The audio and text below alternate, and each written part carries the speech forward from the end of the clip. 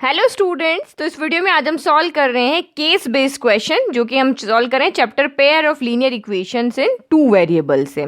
तो इस वाले चैप्टर से बहुत कम क्वेश्चन बनते हैं, बट जितने भी बनते हैं मैं आपको इस वीडियो में यहाँ पे एक्सप्लेन कर दूंगी। तो सबसे पहले क्वेश्चन को या इस वीडियो को देखने से पहले, इन क्वेश्चंस को सॉल्व करने से पहले एक बार अपने यहाँ पे कंसेप्ट क्लियर कर लो। जो भी जहाँ भी लाइन्स कब इंटरसेक्ट करती है, कब कोइंसाइड होती है, कब पैरेलल होती है, उसके जो भी बेसिक है इस चैप्टर के, वो एक बार आप इसको देख लो। उसके बाद आप इस वीडियो को देखना, ताकि मैं आपको क्वेश्चन पढ़ के बताऊँ ना, आपको तभी आंसर पहले से पता हो कि ये मेरा आंसर है, देखते हैं मैम का आंसर क्या होता है।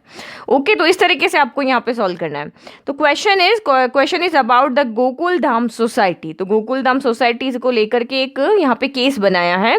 The resident welfare association of a Gokul Dham society decided to build two straight path in their neighbourhood park such that they do not cross each other, and also plant tree along the boundary lines of each path। तो Gokul Ram society के जो resident है या उनकी जो welfare association है, उन्होंने क्या कहा कि वो अपनी जो बिल्डिंग है वो वहाँ पे दो स्ट्रेट पाथ बनाएंगे, ठीक है, और उसके पर वहाँ पे इस तरह से पाथ बनाएंगे कोई भी इसको एक दूसरे उसको क्रॉस ना कर सके, और वहाँ पे प्लांटिंग भी करेंगे अलोंग द बाउंड्री लाइंस। ये यहाँ पे क्या करेंगे, वो प्लांटिंग भी करेंगे, ट्रीज भी लगाएंगे।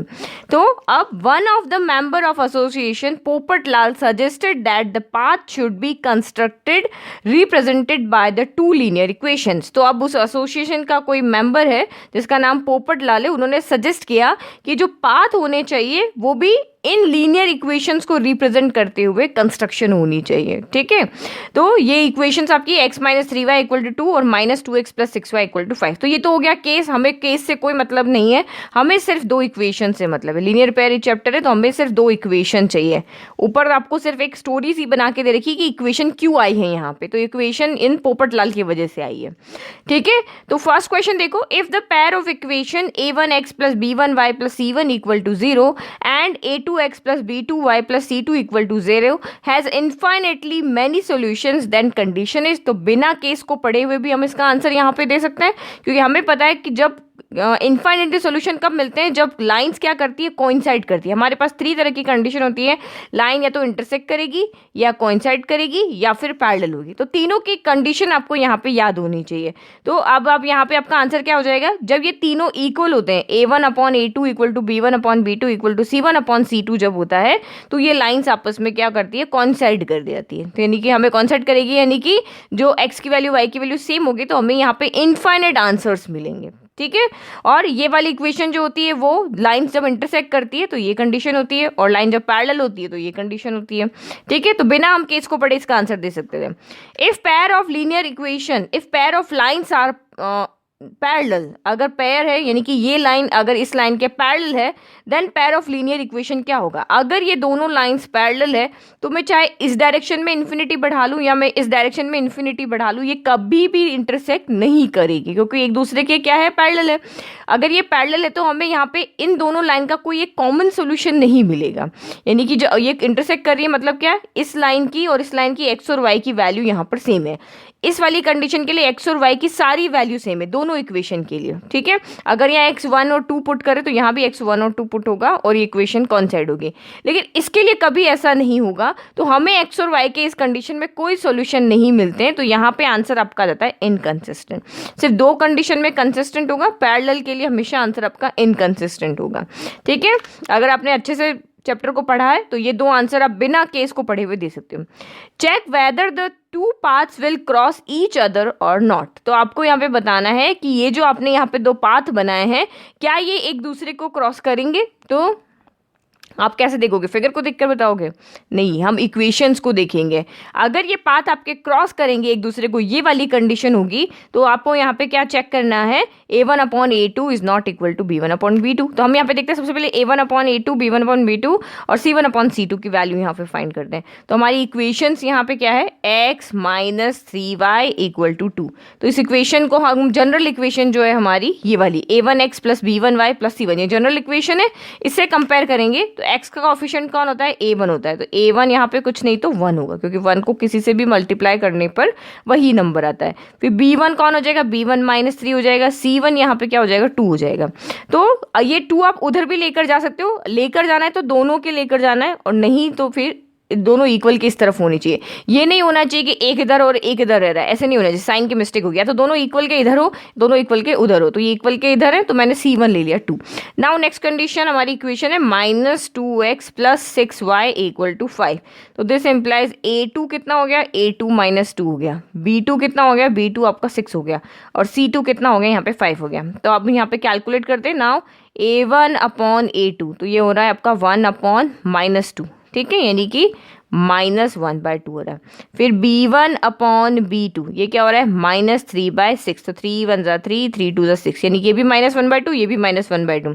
C1/C2, तो ये आपका हो रहा है 2/5 हो रहा है। तो यहाँ पे क्या कंडीशन आ रही है कि A1/A2 इक्वल है B1/B2 के, बट A1/A2 इसके इक्वल नहीं है, B1/B2 इसके इक्वल नहीं, तो ये दोनों आपस में C1/C2 के इक्वल यहाँ पर नहीं है। तो ये कंडीशन किसकी होती है, ये कंडीशन होती है आपकी यहाँ पे पैरेलल लाइंस की। मैंने कहा ना ये इंटरसेक्शन की होती है और ये कंडीशन होती है पैरेलल लाइंस की। 3 कंडीशन आपको यहाँ याद रखनी है, कॉन्साइड, इंटरसेक्शन, यहाँ पे जिसमें एक आंसर मिलता है, इसमें इनफाइनाइट आंसर मिलते हैं, और इसमें कोई आंसर आपको नहीं मिलता है।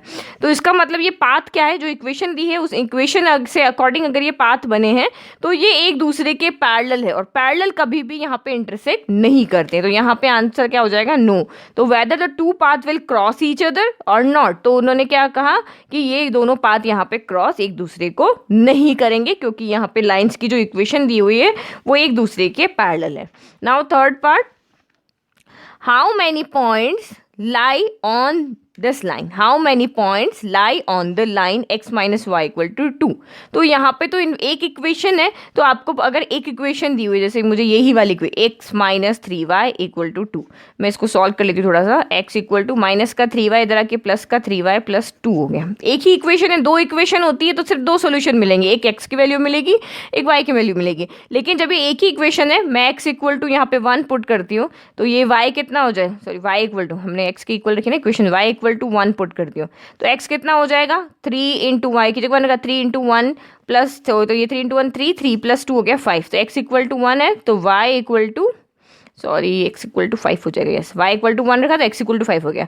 नाउ y = 2 रख दो, तो x कितना हो जाएगा, 3 2 ज़ा 6, 6 + 2 8 हो जाएगा।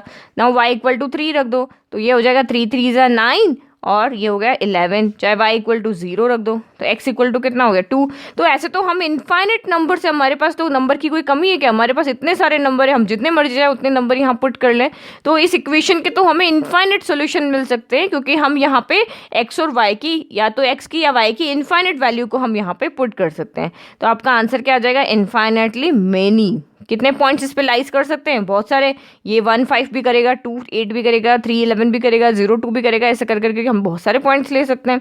तो एक इक्वेशन जैसे आप वहाँ पे ग्राफ बनाने के लिए नहीं फाइंड करते, इसी चैप्टर के अंदर ग्राफ बनाना है तो आप इस इक्वेशन के लिए कोऑर्डिनेट्स फाइंड करते, तो हम ऐसे ही तो फाइंड करते थे, तो आप कोऑर्डिनेट तो कितने भी पुट कर सकते हो इसके लिए, ठीक है।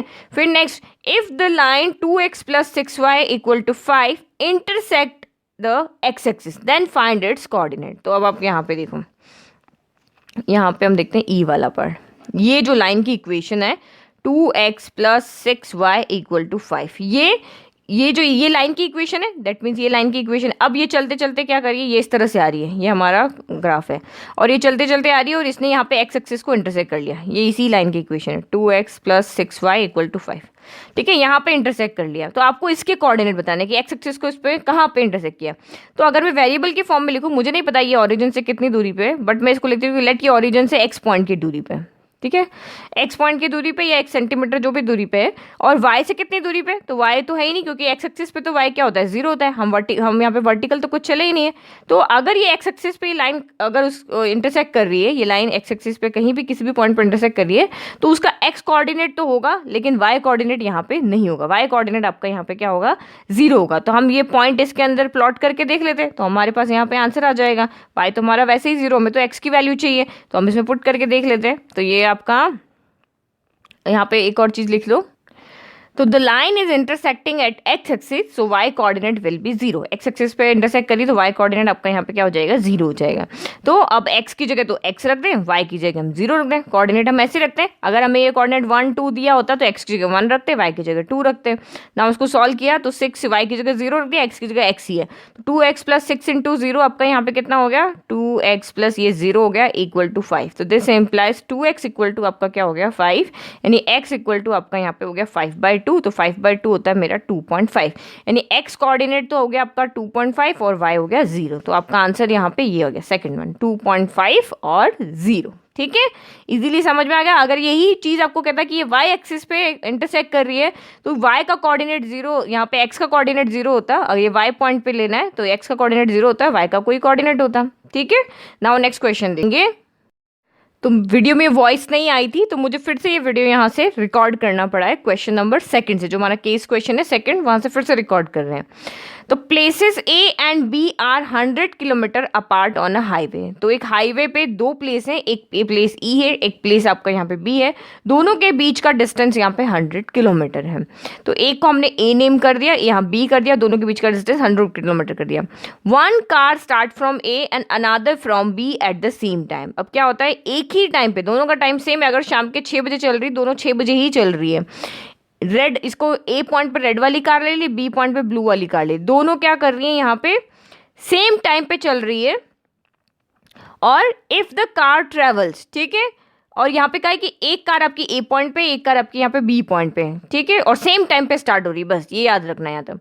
If the car travels in that same direction at different speed. अब यहाँ पे फर्स्ट कंडीशन क्या है कि अगर ये कार सेम डायरेक्शन में चलती है, ये भी बी की तरफ जा रही है और ये भी बी की तरफ जा रही है, दोनों का डायरेक्शन सेम है, ओके। तो और लेकिन स्पीड दोनों की अलग अलग है। लेट की इसकी स्पीड 100, यहाँ पे 100 किलोमीटर पर आवर है, इसकी स्पीड हम लेते हैं कि लेट वो 60 किलोमीटर पर आवर है, और दे मीट इन 5 आवर्स। वो सेम डायरेक्शन में जा रही है, तो यहाँ पे क्या हो गया, ये इस तरफ जा रही तो इसकी डिस्टेंस तो बढ़ती जा रही है, और 5 आवर्स इसको, तो टाइम इनको ज़्यादा लगेगा एक दूसरे को। ये जब सेम टाइम पे स्टार्ट हो रही है, एक डायरेक्शन में जा रही है, तो इन दोनों को मिलने में टोटल कितना टाइम लग रहा है, 50 आवर्स लग रहे हैं। तो सेम टाइम पे स्टार्ट होगी, जैसे ही मिलेगी स्टॉप हो जाएगी, तो 5 आवर्स बाद ये मिल जाएगी। If they travel towards each other they meet in 1 hour. तो अगर ये एक दूसरे के टुवर्ड आती है, मतलब एक दूसरे के अपोजिट, ये इधर आ रही है और ये भी इधर आ रही है, ठीक है, दोनों का फेस एकदम सामने सामने, जैसे टक्कर वाली नहीं होती, दोनों सामने आगे टक्कर हो जाएगी, तो वो आ रही है, तो ये दोनों जल्दी मिलेगी क्योंकि 100 किलोमीटर डिस्टेंस ये भी अपनी स्पीड से कवर करेगी, ये भी करेगी, तो दोनों जैसे जैसे जैसे पास आती जाएगी तो इनका टाइम कम लगेगा, तो इनको 1 आवर में ही ये मिल जाएगी, ठीक है। फिर assuming that the speed of first car is u kilometre पर आवर and second car भी v किलोमीटर पर our respectively, what is the relative speed of both cars while they are traveling in the same direction? तो ये वाली car है, इसकी speed u kilometre पर our है, ब्लू वाली कार की स्पीड v किलोमीटर पर आवर है। जब ये सेम डायरेक्शन में जा रही है तो इनकी रिलेटिव स्पीड क्या होगी? तो आप यहाँ पे देखो, रिलेटिव स्पीड यहाँ पे क्या होगी, क्योंकि ये दोनों सेम डायरेक्शन में जा रही है तो इनकी रिलेटिव स्पीड दोनों की स्पीड का सब्ट्रैक्शन होगी, ठीक है। क्योंकि आप यहाँ पे देखो, ये याद कैसे रखना है, तो क्योंकि यहाँ पे क्या हो रहा है, ये स्पीड जो आपकी यहाँ पे क्या हो रही है, डबल बार हो रही है। ये कार यहाँ से चल के चली गई, लेकिन ये कार वापस उसके ऊपर चल के जा रही है। तो इस तरह से याद रखो, जब दोनों सेम डायरेक्शन में जा रही है तो रिलेटिव स्पीड जो होगी वो दोनों की स्पीड का सब्ट्रैक्शन होगी, ठीक है। रिलेटिव स्पीड का मतलब यहाँ पे ये हो गया कि जैसे इसकी स्पीड ज़्यादा है, इसकी स्पीड कम है, तो एक्चुअल में वो रिलेटिव स्पीड कितनी है, तो दोनों की स्पीड का सब्ट्रैक्शन है, ठीक है। तो u माइनस वी किलोमीटर पर आवर हो जाएगी। What is the relative speed of both car while they are travelling towards each other. अब ये जब दोनों एक तरफ आ रही है और इनको यहाँ पे 100 किलोमीटर डिस्टेंस फटाफट कवर करना है, ये 100 किलोमीटर डिस्टेंस कवर करना है, दोनों एक दूसरे की तरफ आ रही है, तो अब इनकी स्पीड क्या होगी, ज़्यादा होगी, क्योंकि यहाँ पे डिस्टेंस जो है वो आपकी रिपीट तो हो नहीं रही है, फटाफट इसकी स्पीड भी उसमें ऐड हो रही है, इसकी स्पीड भी उसमें ऐड हो रही है, तो फटाफट से ये डिस्टेंस आपकी कवर हो जाएगी, कम टाइम लगेगा, तो रिलेटिव स्पीड यहाँ पे बढ़ जाएगी। तो जब ये दोनों एक दूसरे के अपोजिट आती है, इस तरह से एक दूसरे के सामने से आएगी, तो रिलेटिव टाइम यहाँ पे रिलेटिव स्पीड होगी दोनों का सम, ठीक है। क्योंकि यहाँ पे जब ये डिस्टेंस आपका यहाँ पे रिपीट नहीं हो रहा है तो प्लस कर देना, ये डिस्टेंस हो गया, दोनों मिला के इतना डिस्टेंस कवर किया, टोटल 100 हो गया। कोई चीज़ यहाँ पे ओवरलैप नहीं, लेट की इसने 60 किलोमीटर चला, इसने 40 किलोमीटर चला, दोनों आपस में मिल गई और ये 100 किलोमीटर हो गया। लेकिन जब ये ऐसे ऐसे करके आएगी, ये भी इधर चल रही है, ये भी इधर चल रही है, तो पीछे वाली की स्पीड ज़्यादा है तो आगे जाएगी, इस तरह से जाके मिलेगी, लेकिन यहाँ पे स्पीड क्या हो गई, ओवरलैप हो रही है, इसलिए यहाँ पे हम इसको सब्ट्रैक्ट कर देते हैं। फिर next, what is the actual speed of red car, यानी कि वन कार, और what is the speed of other car. तो एक रेड कार लिए, एक ब्लू कार लिए, तो हमें यहाँ पे जो क्या क्वेश्चन में क्या दिया हुआ है, अब हमें इक्वेशन बनानी पड़ेगी। जब ये सेम डायरेक्शन में जा रही है तो वो 5 आवर्स में मिलती है। जब वो अपोजिट डायरेक्शन में जा रही है, यानी कि एक ही डायरेक्शन में जा रही है, सॉरी अपोजिट डायरेक्शन मतलब ये इस तरफ आ रही है, ये इस तरफ आ रही है, तब वो 1 आवर में मिलती है। तो आप इक्वेशन बनाओ यहाँ पे। तो इसके लिए आपको याद होना चाहिए distance equal to time into speed हो गया। तो पहले वाली जो यहाँ पे कार है, पहले वाली कंडीशन के अंदर दोनों सेम डायरेक्शन में जा रही है, तो आपकी रिलेटिव स्पीड जो होगी वो u माइनस वी होगी। ठीक है, अब क्योंकि हमें यहाँ पे क्या दिया हुआ है, दोनों मिलके 100 किलोमीटर डिस्टेंस, टोटल डिस्टेंस को वो कवर करती है। ठीक है, चाहे वो सेम डायरेक्शन में जा रही हो, चाहे वो एक दूसरे के सामने यहाँ पे टूवर्ड्स आ रही हो एक दूसरे के, लेकिन वो दोनों मिलके डिस्टेंस टोटल कितना कवर कर रही है, 100 किलोमीटर डिस्टेंस वो कवर कर रही है। तो आप यहाँ पे हमारे लिए डिस्टेंस दोनों के लिए कॉमन हो गया। इस कंडीशन में भी डिस्टेंस 100 है, इस कंडीशन में भी डिस्टेंस 100 है, तो हम इक्वल में 100 रखेंगे। ठीक है, तो distance equal to time into speed. तो जो पहली वाली कंडीशन है जिसमें वो दोनों सेम डायरेक्शन में जा रही है, तो यहाँ पे क्या हो रहा है, दोनों कार 5 आवर ट्रेवल करी, तो दोनों के लिए टाइम सेम है लेकिन स्पीड अलग अलग है। रेड वाली कार की स्पीड u किलोमीटर पर आवर है, ब्लू वाली कार की स्पीड v किलोमीटर पर आवर है, लेकिन टाइम दोनों का सेम है। तो रेड वाली के लिए डिस्टेंस क्या हो जाएगा, टाइम इंटू स्पीड, यानी 5 इंटू यू हो गया। और ब्लू वाली कार के लिए डिस्टेंस क्या हो जाएगा, टाइम इंटू स्पीड, यानी कि टाइम 5, यहाँ पे आर्स लग रहे हैं और डिस्टेंस स्पीड उसकी v है। तो 5u टोटल इसने डिस्टेंस कवर किए, ब्लू वाली ने 5v डिस्टेंस कवर किए, बट दोनों यहाँ पे सेम डायरेक्शन में आ रही है, तो दोनों की स्पीड का हम यहाँ पे क्या करेंगे, सब्ट्रैक्शन कर देंगे। दोनों की स्पीड सब्ट्रैक्ट करके 100 है, क्योंकि ओवरलैप हो रही है ना स्पीड आपकी, यहाँ पे सेम डायरेक्शन में जाने पर ये रिपीट हो रही है, तो इसलिए सब्ट्रैक्ट करेंगे। तो 100 equal to 5u minus 5v हो गया। ये चीज़ आप यहाँ पे याद रखना। 5 हमने कॉमन ले लिया, यहाँ मल्टीप्लाई में से इधर चला गया, तो ये 20 बच गया, यानी u minus v equal to आपका 100 इक्वेशन फर्स्ट हो गई। नाउ सेकंड कंडीशन देखते हैं। जब दोनों एक दूसरे की तरफ आ रही है, ये इस तरफ से आ रही है, ये इस तरफ से आ रही है, और अब उन्होंने टोटल डिस्टेंस जो कवर की है वो कितनी 100 की है। तो सेम इसके लिए रेड वाली, इसको भी 1 आवर लगा, उसको भी 1 आवर लगा, टाइम दोनों के लिए सेम है, तो उसका टाइम क्या हो गया, 1 आवर हो गया, और स्पीड उसकी u हो गई। और इसके लिए क्या होगा, उसका भी टाइम 1 आवर और स्पीड उसकी v हो गई, यानी कि 1 इंटू यू 1 इंटू वी, तो u और v रहा। तो u अब यहाँ पर हम प्लस करेंगे, क्योंकि वो एक दूसरे के टूवर्ड्स आ रही है, एक दूसरे की तरफ आ रही है, तो यहाँ प्लस होगा, वो एक दूसरे के साथ पैरेलल चल रही है, तो यहाँ पे माइनस साइन आएगा। तो ये इक्वेशन हो गई 2। अब इनको सॉल्व कर लेते हैं, सॉल्व करके हमारा यहाँ पे आंसर आ जाएगा। यहाँ पे आपका कैंसिल करके 20 आया था ना, यहाँ 20 आएगा। ठीक है, ये ऐसे सिली मिस्टेक्स होती है और एग्जाम में हमारे मार्क्स कट जाते हैं। तो u minus v equal to आपका 20 हो गया। 100 में से v से v कैंसिल हो गया, u plus u 2u equal to आपका यहाँ पे 120 हो गया। तो this implies u equal to 120, 2 multiply में तो डिवाइड में 2 चला गया, तो ये हो गया 60। तो this implies u equal to आपका 60 किलोमीटर पर आवर हो गया। और सेकंड क्वेश्चन में हमको ये यहाँ पे ये आंसर क्या, फर्स्ट का ब्लू कार के लिए पूछा, उसकी स्पीड कितनी, u इसमें पुट कर लो, इस इक्वेशन में पुट करो चाहे इसमें पुट करो। तो 60 प्लस v इक्वल टू 100, तो this implies v equal to 100 minus 60, तो this implies v equal to आपका 40 किलोमीटर पर आवर हो गया। यानी कि दूसरी कार की स्पीड कितनी है, 40, और पहले वाली कार की कितनी है, 60। अगर इसकी स्पीड ज़्यादा नहीं होगी, इसकी स्पीड ज़्यादा नहीं होगी और इसकी स्पीड कम नहीं होगी, तो ये तो कभी नहीं मिलेगी। इसकी स्पीड यहाँ पे ज़्यादा होनी चाहिए, इसकी स्पीड कम होगी, तभी ये दोनों आपस में क्या करेगी, मिलेगी। इसीलिए हम यहाँ पे क्या कर रहे हैं, इस माइनस वाली कंडीशन में इसको, इसमें से इसको सब्ट्रैक्ट कर रहे हैं, इसमें से इसको नहीं करेंगे। इसमें से इसको करोगे ना तो आपका आंसर नेगेटिव आ जाएगा फिर।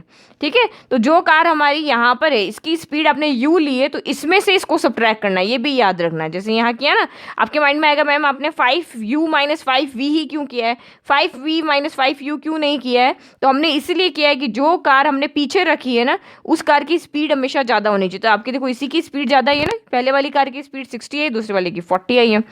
Now next, the given problem is based on which mathematical concept. तो ये प्रॉब्लम आपकी कौन से मैथमेटिकल कंसेप्ट पे, तो क्वाड्रेटिक इक्वेशन नहीं है क्योंकि इसमें 2 वेरिएबल है, पॉलिनोमियल भी ये नहीं है, तो ये आपकी यहाँ पे क्या है, पेयर ऑफ लीनियर इक्वेशन। ठीक है, नाउ लास्ट क्वेश्चन देखते हैं जो इस चैप्टर में से आ सकता है।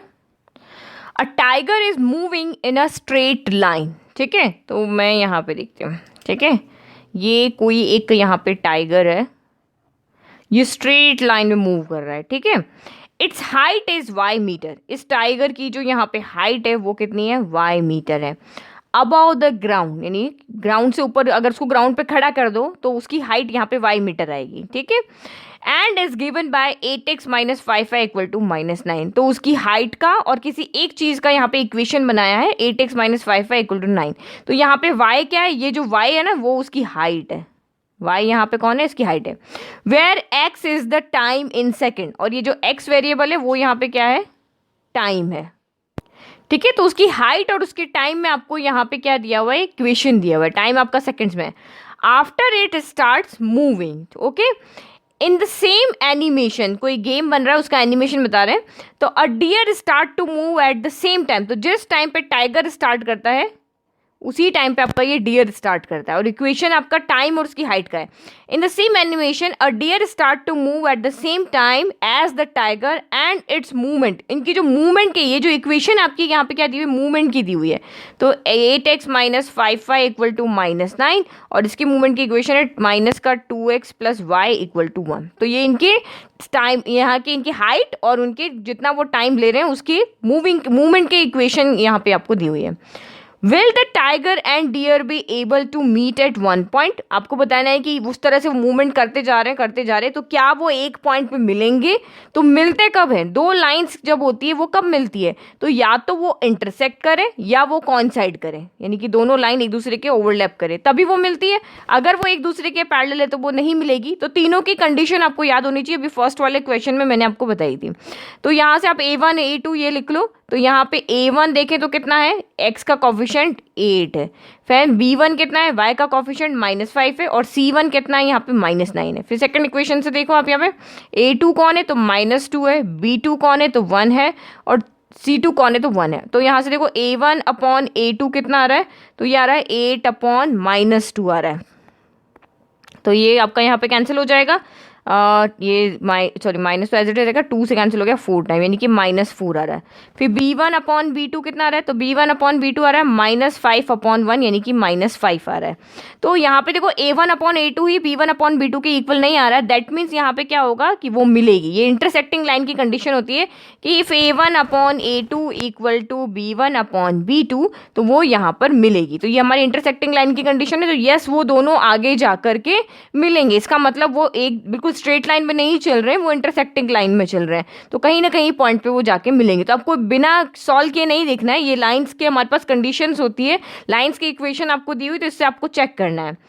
ठीक है, what condition is use to say that tiger and deer will meet at one point, तो कौन सी कंडीशन होगी जहां पे हम कहेंगे कि वो मिलेंगे। तो मिलेंगे तो यहीं पे मिलेंगे, जब दो लाइन इंटरसेक्ट करती तभी तो वो मिलेंगे। ठीक है, एक पॉइंट पे जब भी मिलने की बात आ रही है तो आपको यही वाली इक्वेशन देखनी है। ठीक है, तो वो जब ये तो बिल्कुल क्या है, दोनों एक साथ ही स्टार्ट कर, कॉइंसाइड का मतलब क्या, दोनों पहले से ही मिले हुए हैं, यहाँ पर एक साथ वो स्टार्ट कर पहले से मिले हुए, लेकिन अलग अलग इक्वेशन है। वो मिलेंगे कब, वो मिलेंगे जब वो लाइन इंटरसेक्ट करेगी। तो A1 upon A2 is not equal to B1 upon B2 होगा, तो वो मिलेंगे। तो ये इंटरसेक्टिंग के लिए, ये कोइंसिडेंट के लिए, ये पैरेलल के लिए।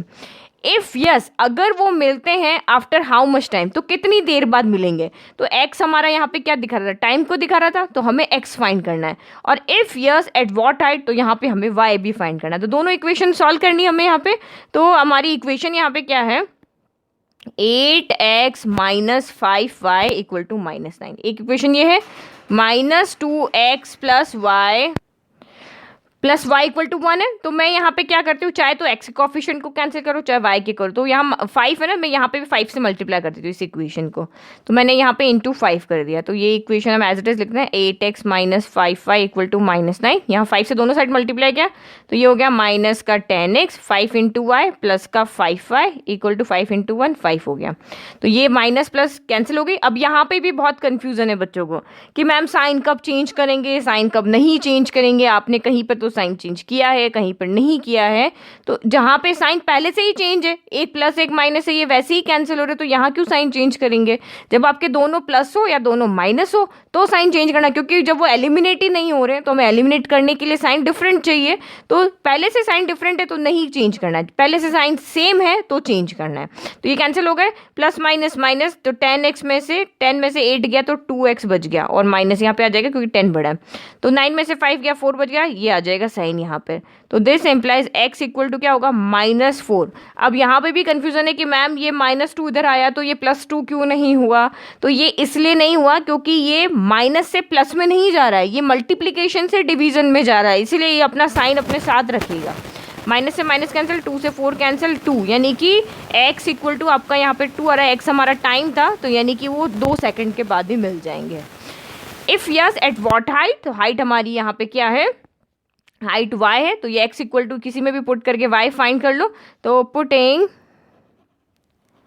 x equal to 2 in equation, ये वाली में पुट करते हैं -2x plus Y equal to 1, तो ये -2, x कितना आया हमारा 2 आया, प्लस y इक्वल टू 1, तो दिस इम्प्लाइज -2 2 ज़ा 4 हो गया, -4 प्लस y इक्वल टू 1, तो y इक्वल टू कितना हो गया 1, माइनस का 4 इधर आके प्लस का 4 हो गया, तो this implies y equal to आपका यहाँ पे हो गया 5, यानी जो भी आपको यहाँ पे यूनिट दी हो, यानी कि वो 5 मीटर दिया हो, तो 5 मीटर के बाद वो यहाँ पे क्या होंगे, मिल जाएंगे। ठीक है, simple question. If the movement of tiger is given bye 2x minus y equal to 9 and of deer is given by 6x minus 3y equal to 21, state whether the tiger and deer will meet। अब आपको फिर से वही जो first question किया ना, क्या ये मिलेंगे, तो फिर से वही a1 अपॉन a2 फाइंड करना। तो a1 क्या है, x का कोफिशिएंट 2, a2 कौन है, x का कोफिशिएंट 6, तो 2 1 2, 2 3 6 हो गया। फिर b1 अपॉन b2, तो b1 अपॉन b2 कितना हुआ, तो y का कॉफिशिएंट -1, यहाँ y का कॉफिशिएंट -3, तो ये माइनस से माइनस कैंसिल हो गया, 1/3 हो गया। c1 अपॉन c2, और हमेशा याद रखना c1 c2 या तो दोनों लेफ्ट में होने चाहिए या दोनों राइट में होने चाहिए, तो ये 9 अपॉन 21 हो गया, तो 3 3 9, ये हो गया 7 टाइम। तो आप यहाँ पे क्या देख रहे हो, a1 upon a2 b1 upon b2 तो आपके इक्वल आ रहे हैं, a1 अपॉन a2 इक्वल है b1 अपॉन b2 के, बट ये c1 अपॉन c2 के इक्वल नहीं है। तो ये कंडीशन आपकी यहाँ पे क्या होती है, ये वाली कंडीशन होती है हमारी पैरेलल की, तो पैरेलल होगी तो वो कभी मिलेंगे नहीं मिलेंगे, तो ये नहीं मिलेंगे। तो ये कंडीशंस आपको याद रखनी है। इंटरसेक्टिंग की कंडीशंस क्या होती है, ये वाली, ये आपकी इंटरसेक्ट करेंगे तो मिलेंगे, कॉइंसाइड होंगे तो मिलेंगे, पैरेलल होंगे तो नहीं मिलेंगे। तो पैरेलल है लाइंस यहाँ पे इक्वेशन, तो टाइगर कभी भी डियर को नहीं खा पाएगा। अगर इसे इन इक्वेशन से चलेगा ना, इन इक्वेशन की लाइन से चलेगा, इस लाइन पे चलेगा तो वो नहीं खा पाएगा, और इससे अगर चलेगा तो वो जो हमारी क्वेश्चन में दी हुई थी उससे चले तो डियर को वो खा पाएगा, क्योंकि वो मिलेंगे।